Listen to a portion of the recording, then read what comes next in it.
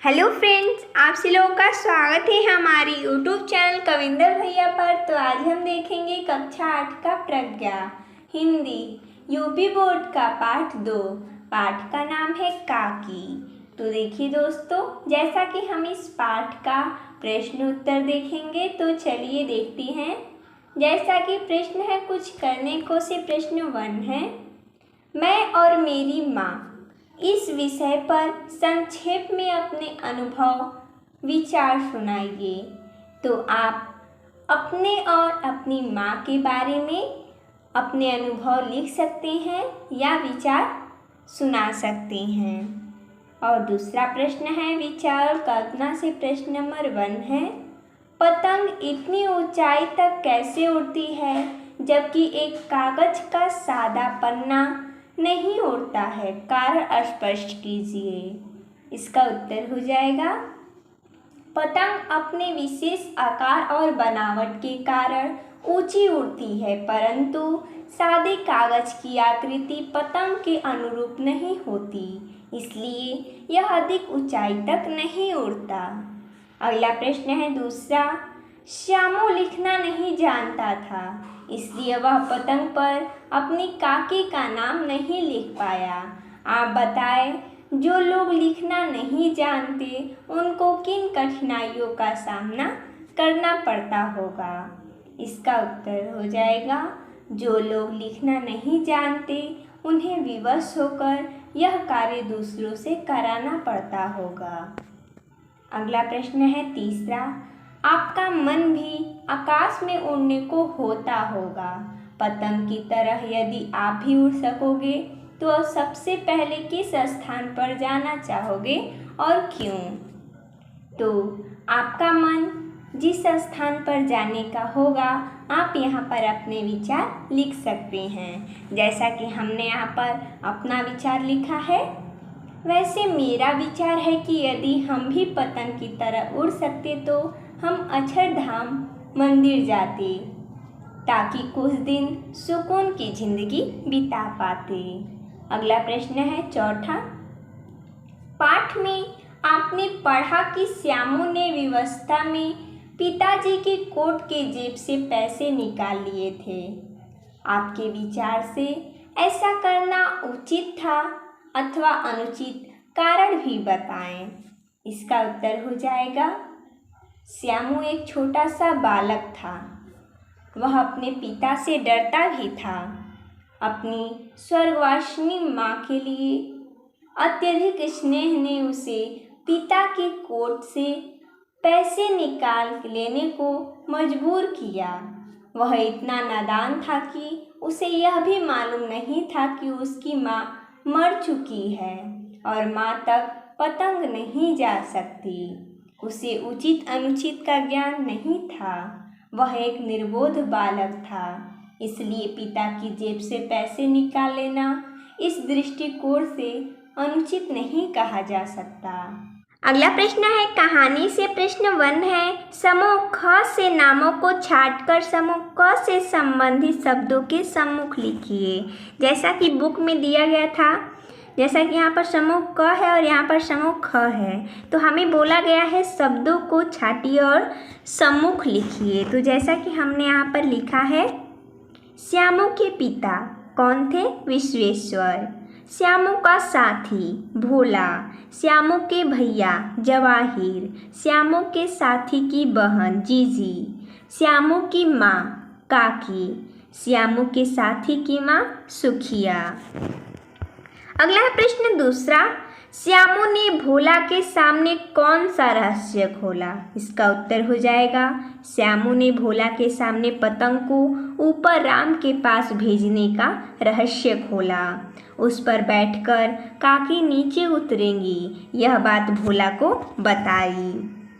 अगला है प्रश्न तीसरा, श्यामू ने जवाहिर भैया से कागज पर काकी क्यों लिखवाया? इसका उत्तर हो जाएगा, श्यामू ने जवाहिर भैया से कागज पर काकी शब्द इसलिए लिखवाया ताकि पतंग सीधे काकी को ही मिले और वो पढ़कर उस पर बैठकर श्यामू के पास चली आए। अगला है प्रश्न चौथा, उड़ती हुई पतंग को देखकर क्या सोचकर श्यामू का हृदय एकदम खिल उठा।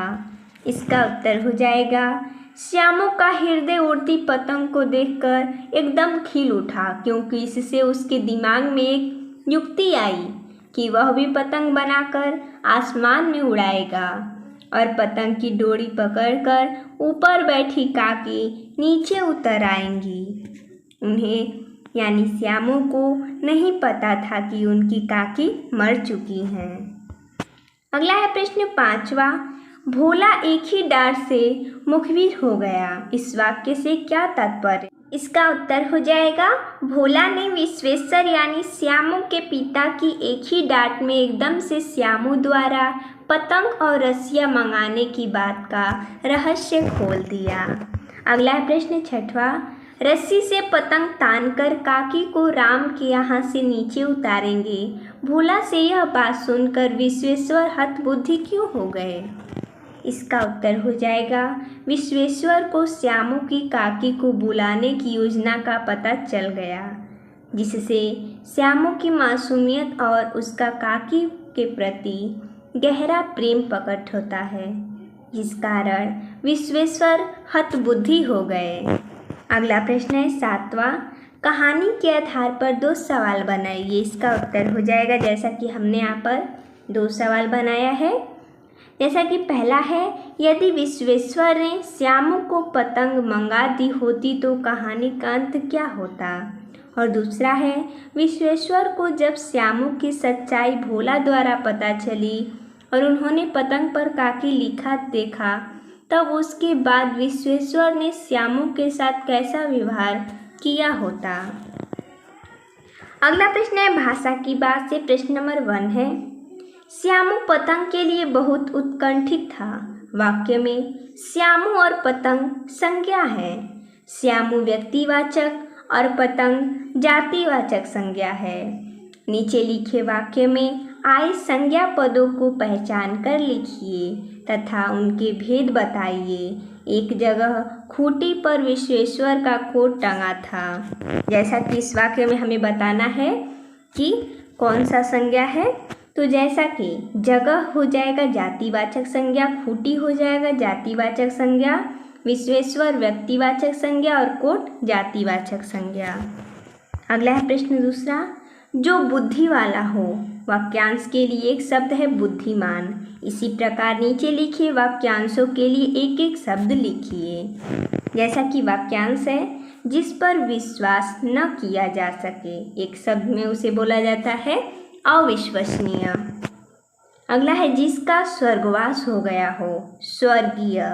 जो अपने मन को एकाग्र रखता हो, एकाग्रचित्त। वह स्थान जहाँ शव जलाए जाते हैं, शमशान।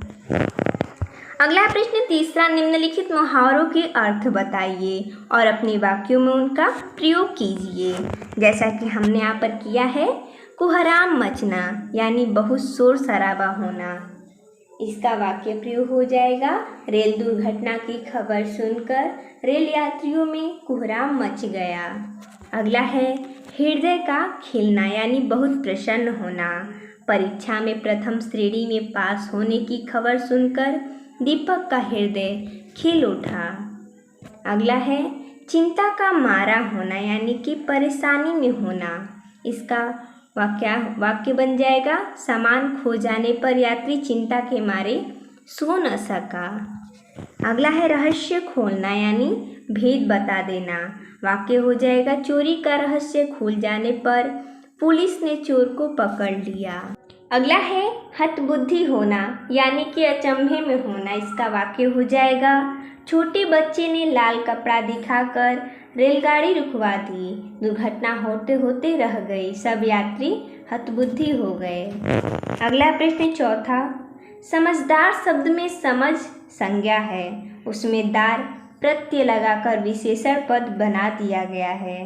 संज्ञा शब्दों में डार, इक, इत, ई, ईय, मान तथा वान आदि प्रत्ययों को लगाने से विशेषण शब्द बनता है।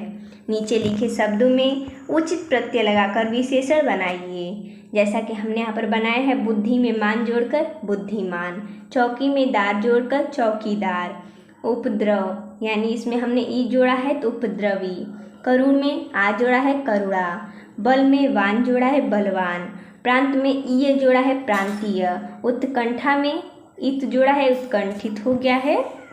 तो देखिए दोस्तों, जैसा कि हमने इसमें इतना ही प्रश्न लिया था। तो मिलते हैं नेक्स्ट वीडियो में, तब तक के लिए धन्यवाद दोस्तों।